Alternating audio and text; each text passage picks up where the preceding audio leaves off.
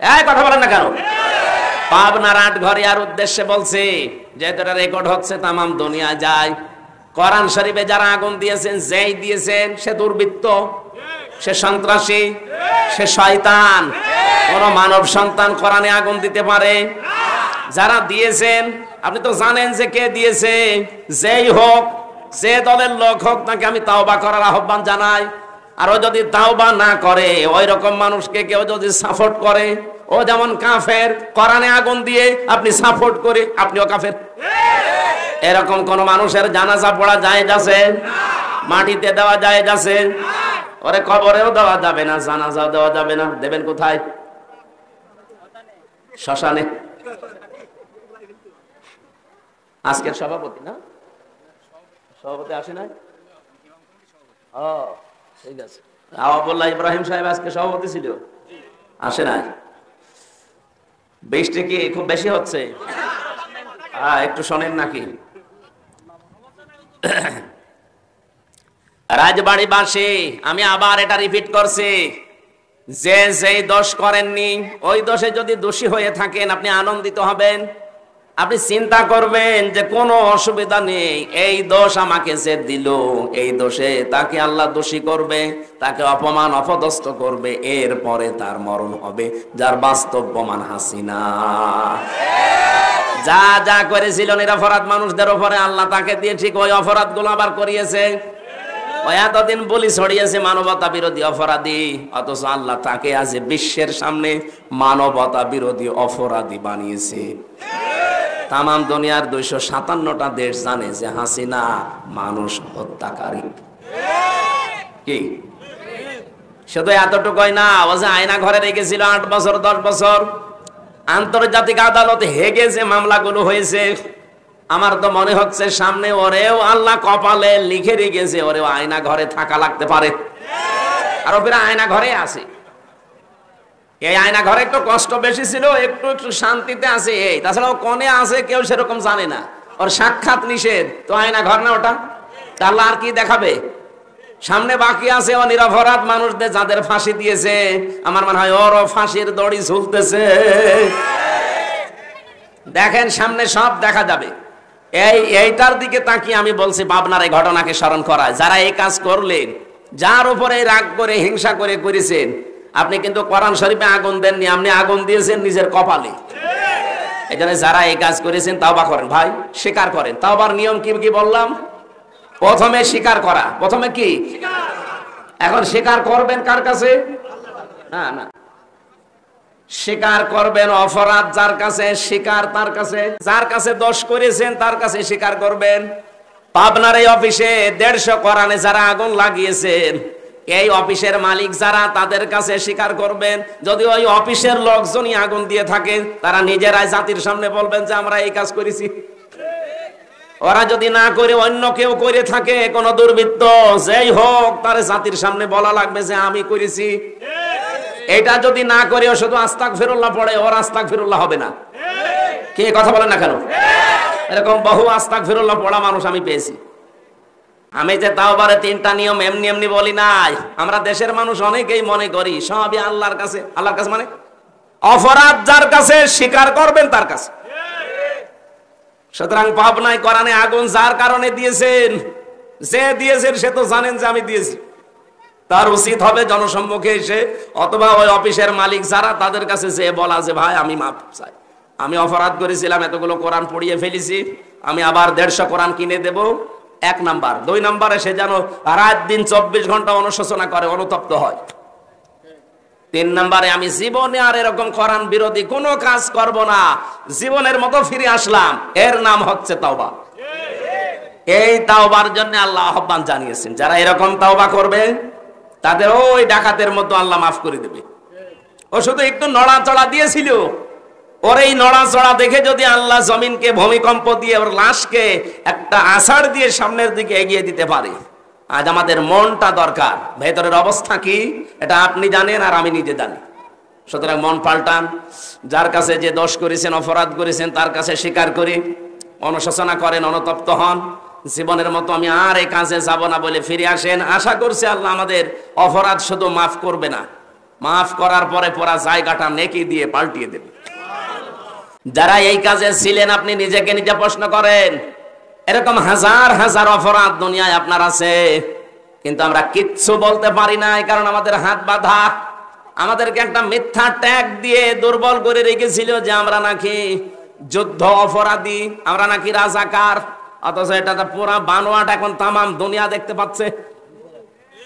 Cinema বানাইতো, novel, নাটক, theatre, বই লিখতো, মঞ্চস্থ করতো নাটক পর্যন্ত, মামলা হামলা কেস কাম সবই ফটো যা দিত। একটা হুজুর মাথায় টুপি আর মুখে দাড়ি দেখলেই মানুষ মনে করতো এটা যুদ্ধ অপরাধী, এটা রাজাকার। অথচ যুদ্ধ অপরাধী বলা হয় যারা যুদ্ধ করে অন্যায় ভাবে তাদের। তো অন্যায় ভাবে যুদ্ধ করেছিল পাকিস্তানের সেনাবাহিনী, যুদ্ধ অপরাধী হলে তারা হবে। এক কথা বলেন এখন। আর রাজাকার আন্তর্জাতিক 2টা রিপোর্ট বের হয়েছে গতকালকে ভিডিও আকারে।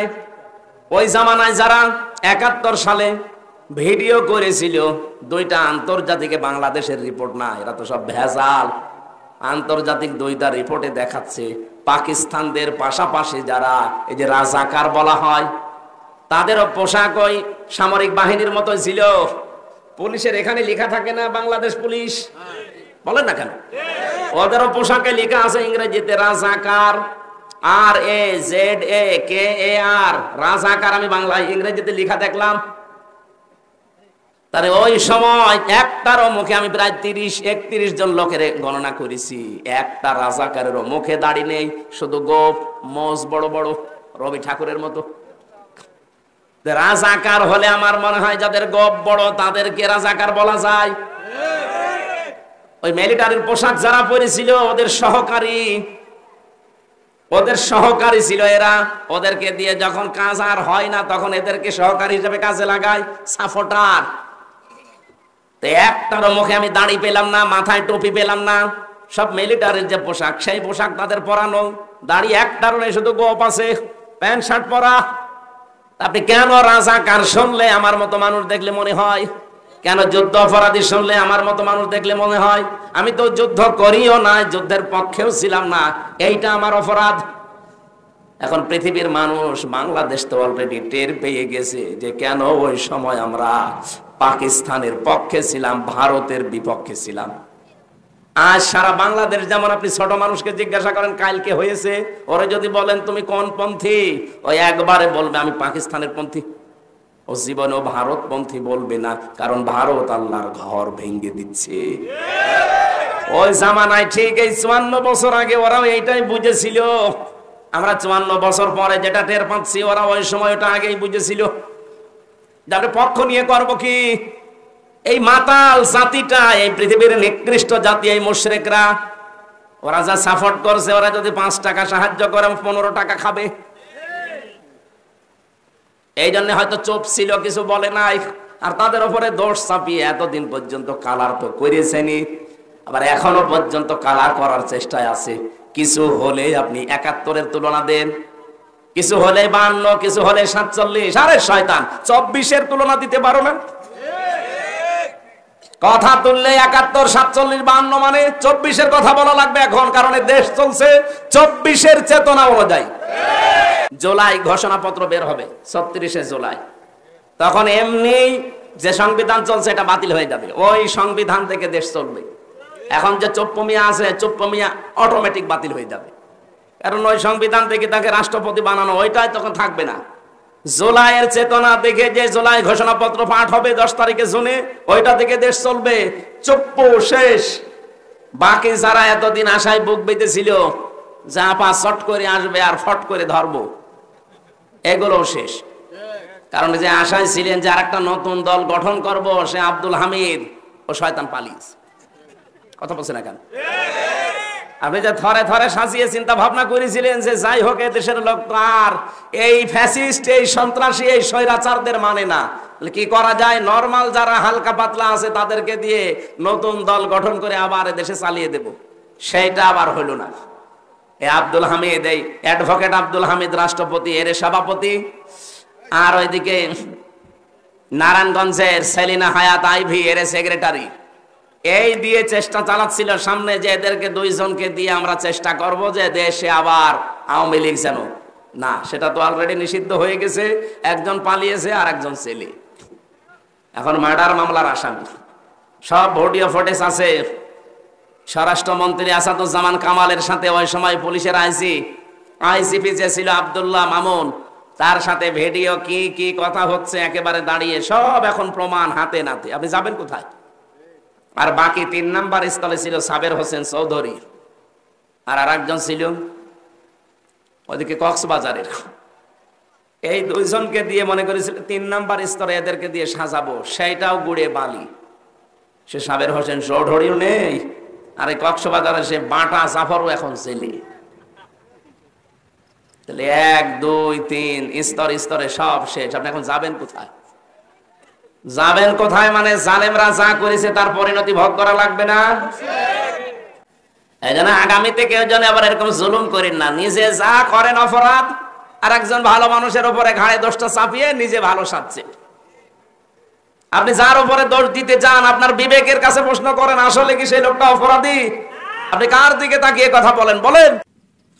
আর রাজবাড়িবাসী 13 বছর মার খাওয়ার পরে যেহেতু শুধুমাত্র একটা অস্ত্র ছিল যে ধৈর্য, এই শেষ, আর কিছু করা যাবে না। আমরা এই 15 বছরে তাই পেলাম, ধৈর্য, আর কিছু নেই।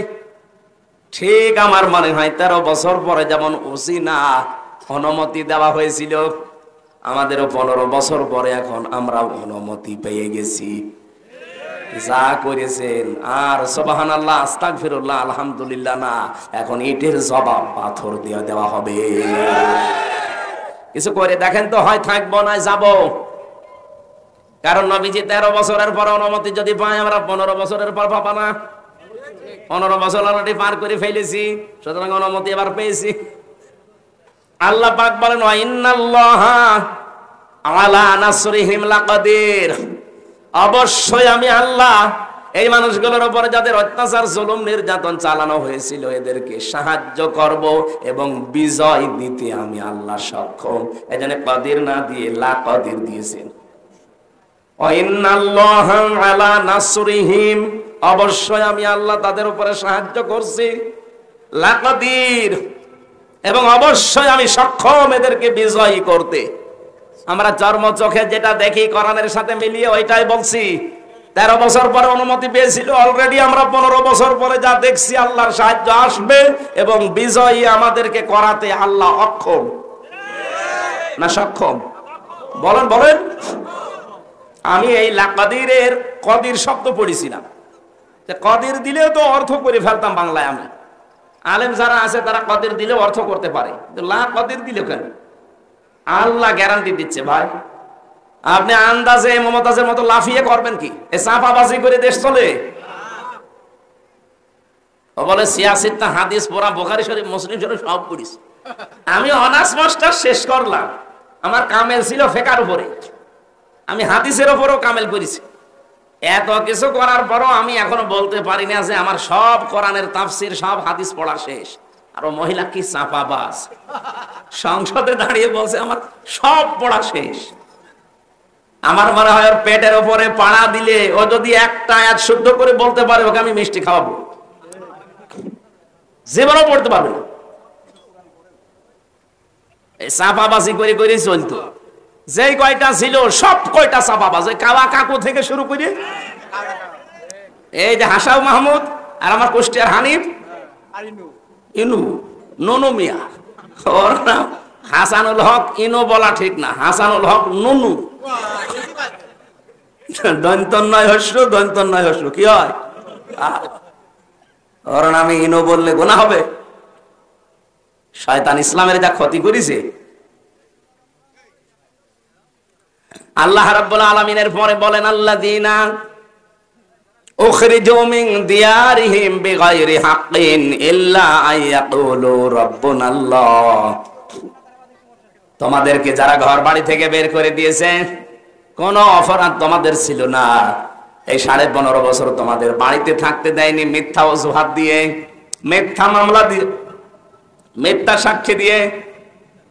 একটাই মাত্র অপরাধ তোমাদের ছিল, আইয়াকুলু রাব্বুনাল্লাহ, তোমরা বলতে যে আমাদের রব, আমাদের আইনদাতা কে? এই বাংলাদেশে আজ যারা বলে আমাদের আইনদাতা শুধুমাত্র আল্লাহ, তারাই বাতিলের টার্গেট।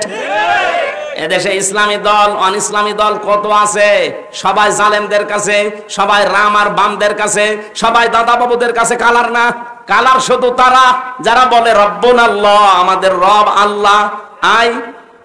আই কি এত ব্যাখ্যা করা লাগবে? রব্বুন আল্লাহ বললেন, আমার রব আল্লাহ কি? রবের 5টা অর্থ হয়। রব মানে সৃষ্টিকর্তা, রব মানে আইনদাতা, রব মানে মাবুদ, ইবাদত মাওয়ার যোগ্য, রব মানে অভিভাবক, রব মানে উকিল। বলেন তো এই বাংলাদেশে আজ যারা বলে আমরা আল্লাহর আইন ছাড়া কারো আইন চাই না, তারা এই দেশে অনেকের কাছে শত্রু। ভালো মানুষ নামাজ রোজা পড়ে, তারপরও শত্রুতা করে যে তুমি আল্লাহর আইন চাও, এ কথা বলো কোন কারণে? কোন মানুষ যদি মনে প্রাণে নামাজ পড়ে, রোজা রাখে, পর্দা করে, কিন্তু এ দেশ আল্লাহর আইন দিয়ে চলুক, পরিবার, সমাজ, রাষ্ট্র চাই না, আপনি লিখে নিতে পারেন লোকটা মুনাফিক। এখানে নেই? কারা কারা এরকম মনে আছেন যে আল্লাহর আইন দরকার নেই, আমি তো নামাজ পড়ি, রোজা রাখি, আমার বউ পর্দায় থাকে, কিন্তু আল্লাহর আইন দিয়ে একেবারে ইউনিয়ন থেকে সংসদ চলবে আমি চাই না? কারা বলেন তো, হাত তোলেন। একটাও নেই। অথচ আপনি বাস্তবে জায়গা মতো যে কিন্তু অস্বীকার করে বসেন। বলেন আপনার এই কথা দিয়ে, আপনার রায় দিয়ে, সমর্থন দিয়েই তো চলবে যে আল্লাহর আইন মতো ইউনিয়ন চলবে, উপজেলা চলবে, পৌরসভা চলবে, সংসদ ভবন চলবে, মন্ত্রণালয় চলবে, সেক্রেটারিয়েট চলবে। এগুলো আল্লাহর আইন মতো চালালে